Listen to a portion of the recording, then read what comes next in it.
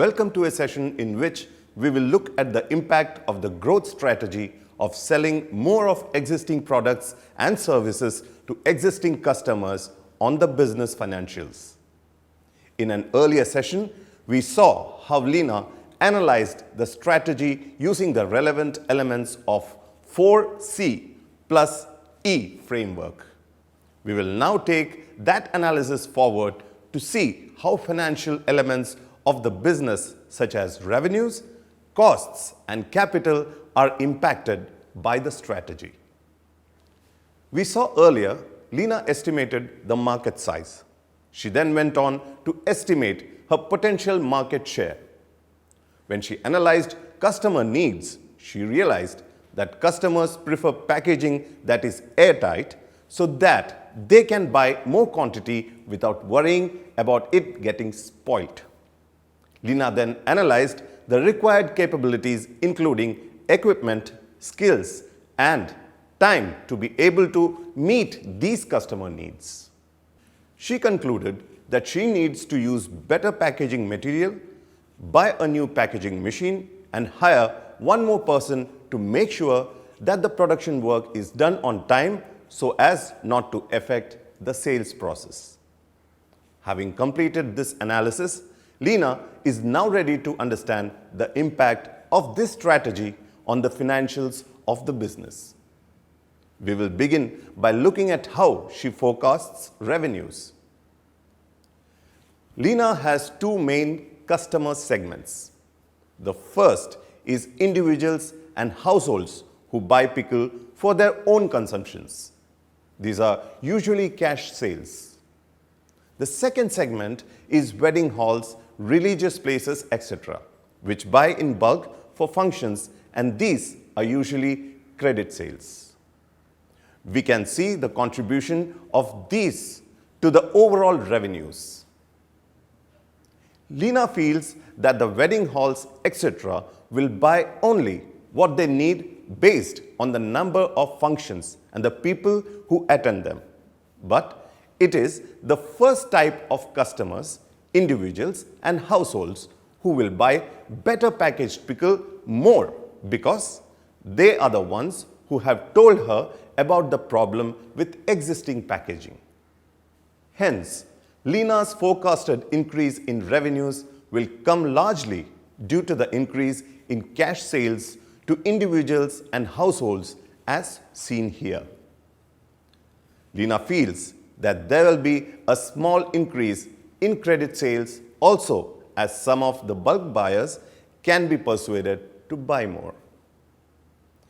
Let's turn our attention now to the impact of Lena's growth strategy on the direct costs of the business. In an earlier session, we had seen the current direct costs of the business. Here's a reminder of those direct costs again.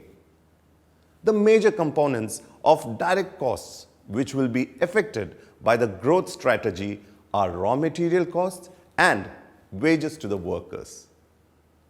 Let's start with raw material costs. The growth strategy involves increasing revenues by selling more products to the same customer. That means Lena has to make more pickle, which further means that the raw material cost will go up. As we saw earlier, the existing customers are likely to buy more because of longer lasting packaging. Hence, the packaging cost will also go up. Let's look at the raw material costs which are currently there in the business. Here, we can see that the higher forecasted sales volume will increase the cost of raw mangoes, oil, spices and packaging used. As we saw in the earlier session, the new process of sealing packages has an additional step since there are 2 pouches to be sealed instead of 1 pouch. So, in the given space of time, fewer packages will be made unless Lena hires another person. She feels that she can look for a part-time helper as she will not need this person every day during the season and not at all for the rest of the year. Hence, the cost of workers' salary will go up as seen here.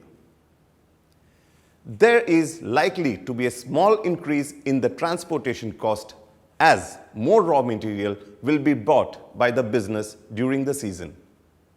The table here shows the forecasted direct costs after the growth target has been achieved. The main changes in costs are highlighted. Lina has to now consider the impact of her growth strategy on fixed capital as well as working capital. Let's begin with the impact on fixed capital. Lina will need a new vacuum sealing machine. She will also need an additional chair for the new part-time worker to sit and work. The storage cupboards are already quite full during the raw mango seasons. So, she may have to buy additional cupboards too. The machine is not available on rent and Lina doesn't trust the quality of rented or second-hand furniture. So she plans to buy these items as new. She estimates the cost of each additional asset and comes up with the forecasted fixed assets section of the balance sheet as seen here. The growth strategy that Lina is using will also have an impact on the required working capital in the business. For the last 2 years, she has been preparing a forecasted cash flow statements for the 2 months period during which she buys raw material and makes pickle. This year, she prepares a forecasted cash flow by taking into account her growth strategy, and we can see the revised numbers in the column titled Forecasted Amount. Usually, Lina saves certain amount every month throughout the year so that she has the required working capital once the mango season starts. But as we can see here, the forecasted cash flow is showing a much larger shortfall this year, which will exceed her savings. To take care of the required fixed and working capital, Lina is considering taking a loan from a friend who has surplus cash. She wants to negotiate terms with her friend for a year and with an interest rate that she can afford to pay. We can see the loan amount, duration, interest rate, and the calculations for EMI using approximate method here. This EMI will be manageable for Lina.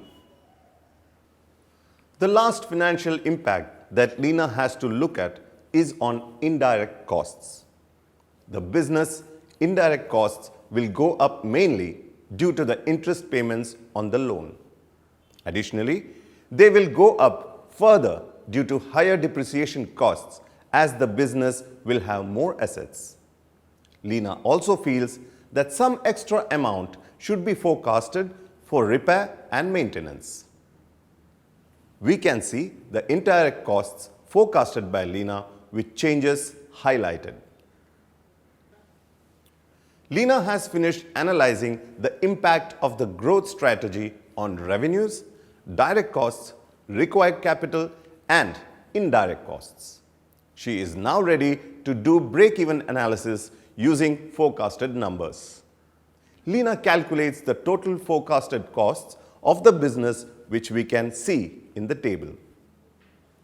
She assumes that she will continue to sell pickle for the same price. Based on this assumption, she calculates the forecasted sales volume needed for the break-even as seen here. To her relief, the break-even sales volume is actually just a little more than the sales volume she had already managed last year. So, she feels confident that not only she will be able to manage the break-even easily, but will also manage to reach the forecasted revenues comfortably. Having done the break-even analysis and the reality check on the business ability to produce and sell the required break-even sales volume, Lina is ready to prepare the growth plan. We will discuss that step in the next session.